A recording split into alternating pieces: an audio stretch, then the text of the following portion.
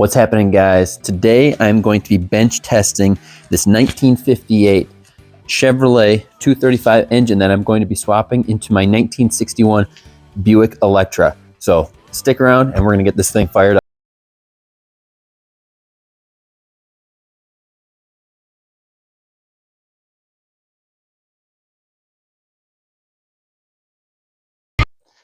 So before I get started, I'm going to explain myself a little bit because a lot of people have been giving me a lot of the business online.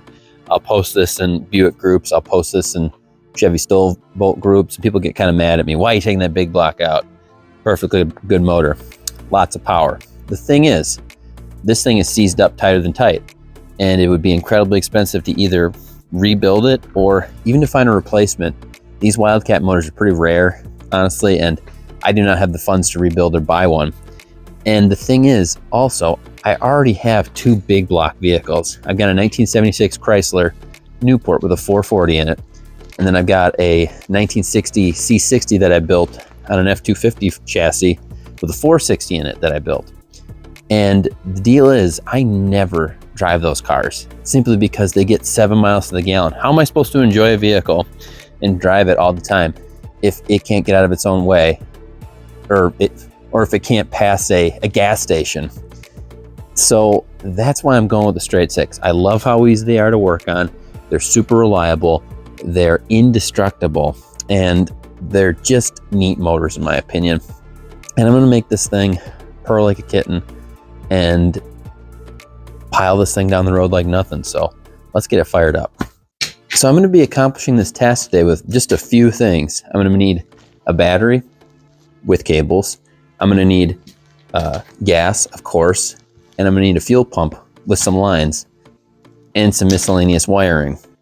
But other than that, I should be able to essentially fire this thing up as is. It's all points, it's all point-based ignition, so it's really rudimentary, but super easy to get running and working. So I'm gonna start fiddling with that, and I'll zoom in on what I'm doing, and you guys can check out the process. So for those of you watching the channel for a little while, you may have noticed I switched up my motor choice here. I was originally going to go with a Ford 300 and a 5-speed. However, my dad said, no way, your grandpa will roll over in his grave if you do that. He used to work at Buick, so I did not do that. And he said the most magical word that made the whole thing possible. He said, I'll pay. So that's why I have this motor here today. I think it's a great substitute for the 300. We're keeping it in the family. This does make 145 horsepower and 215 foot-pounds of torque, so it's not too bad. It's really pretty similar to what the 300 would have made, and we get to have it stay a Chevrolet, or at least in the GM sort of family tree. And right now I'm just tightening the positive cable to the actual starter here. Really simple right here. You see, you just push this down. This is out of a 1958 truck, and it came with a 3 on the tree. And eventually before I put this in the car, I'm gonna be swapping out this 3-speed for a 5-speed, a T5 actually. And I think I'm gonna keep this function in there. I kind of like that. That's neat. Just have a push pedal through the floor. That's how they work in the trucks anyway. So got our positive, and now we got to hook up a negative somewhere on this here block. There's a loose bolt right here. I think that'll be just as good as any place. Guess I didn't get that lucky today. It doesn't quite fit, but we're gonna take one of these smaller bolts out.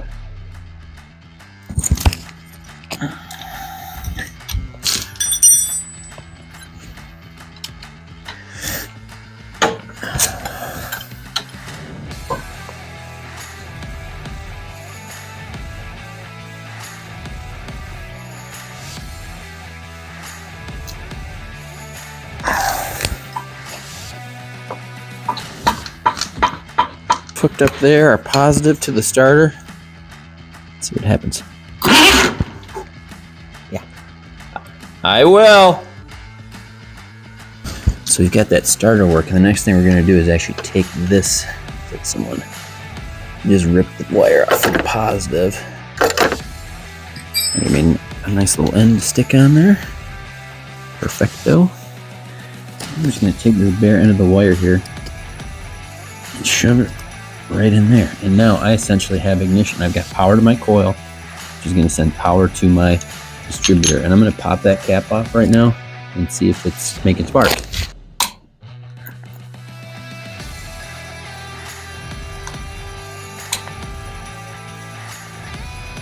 So now that we got this opened up, I see that this wire was just kind of hanging in there. And what I really want is a nice solid connection in this, because what these distributors work on is a good ground and a good positive. And if you're lacking either one of those, it's simply not going to start. They're very rudimentary, very easy to understand, and I think just about anybody could work on a point system and fix it to the point where it runs again. So good skill to have is to know how these things work and how to work on them. Okay, nice happy connection there. I'm going to plug my positive back in. Let me see what they're doing when I open it now. Got that plugged in. I'm going to separate them now.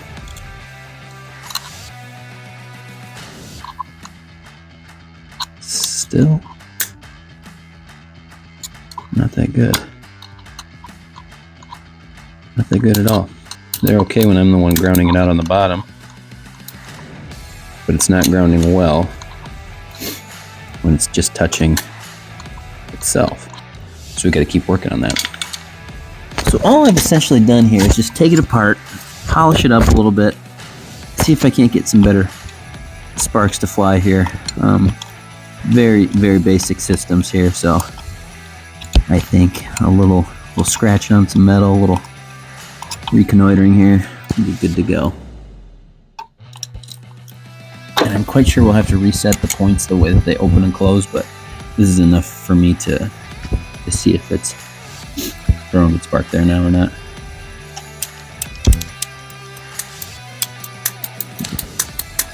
I don't know if you can hear that, but much snappier now. Okay, let's try the starter again and see if we're getting spark there. And what I'm actually going to do is jack this whole mess up so it takes away on me. It won't scatter across the floor or anything like that. Okay. Pretty good. Okay, what I'm actually going to do first is just put a little starting fluid down the spitter here, just to see if we can crack it off to begin with. And then I'm going to hook a little fuel system to it and have it run for just a little bit, just to make sure it's not clattering or anything like that.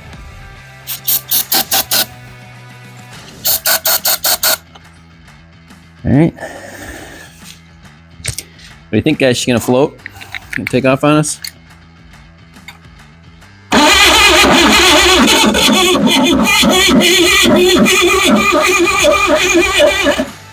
It's the exhaust coming out.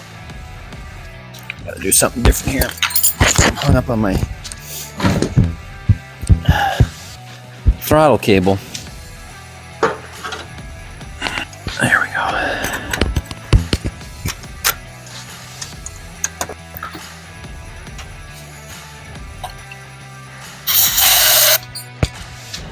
All right, guys, unos vez más, one more time.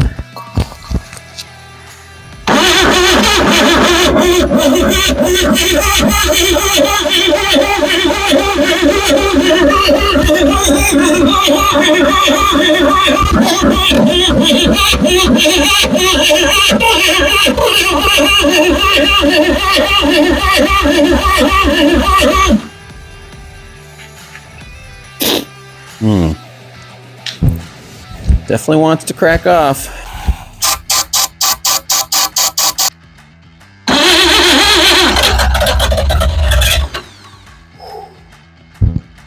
I think that motivates me enough to put some gas in it. What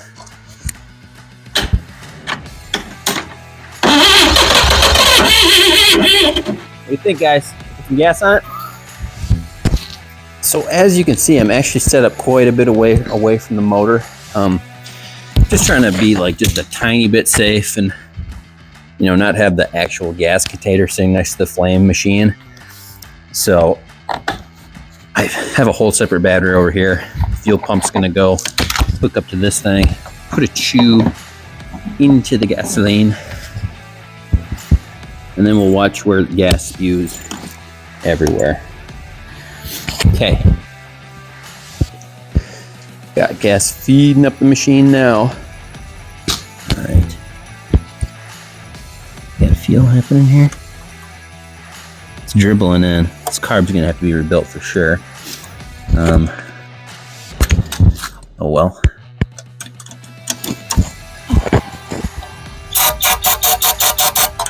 See what it does.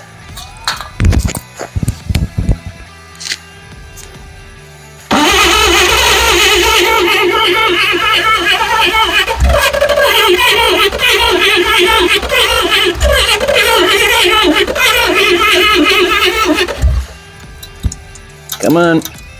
I know you want it.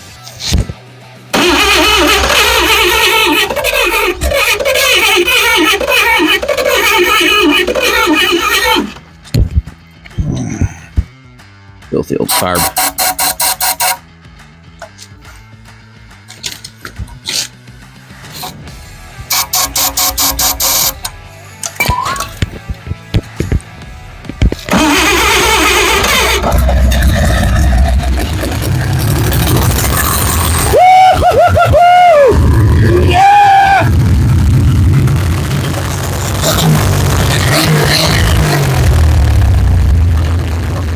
What do you think, guys? Good enough for the Buick. That's where she's going. Stay tuned. We're going to shove this pile in that pile. Thanks for watching, guys. We'll see you next time.